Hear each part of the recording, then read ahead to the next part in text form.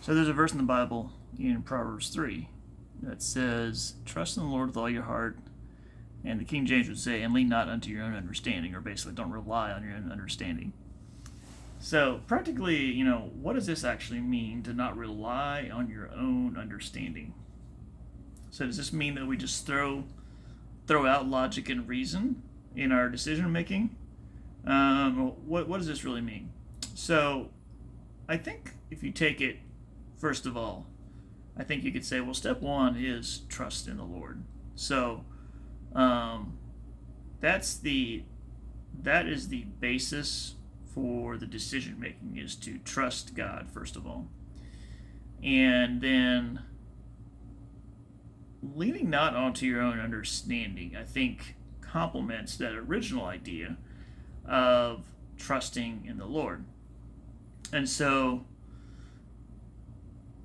it's one way to interpret this would be that anytime there is a seeming conflict between trusting the Lord and your own understanding. So if you something that God says, whether in the Bible or through another person or directly to your spirit, something that God says, and it conflicts with what you are understanding in your human reasoning as being the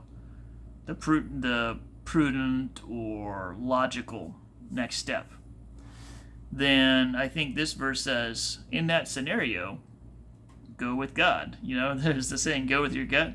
Well, I think this is saying, go with God. And now it's not saying that God didn't give you a gut for a good reason, but doing. Oh, excuse me.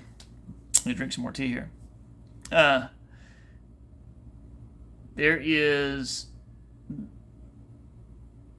There's a couple different ways, I think, to approach decision making. One of them is being a commitment to logic, if you will. Another one of them is a commitment to feeling. So you do what feels right, do what you want to do. Another one is commitment to doing what God says.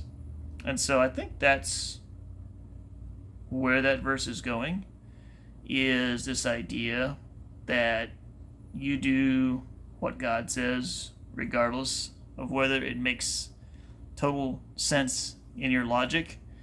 And I don't think it means that God is impractical,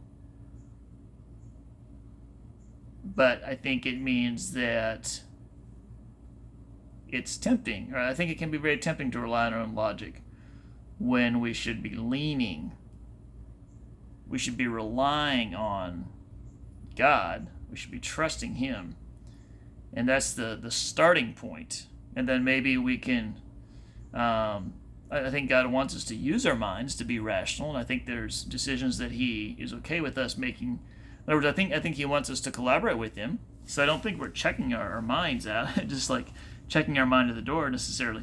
But at the same time, I think that we can allow, a lot of times probably what we say is logical and rational is actually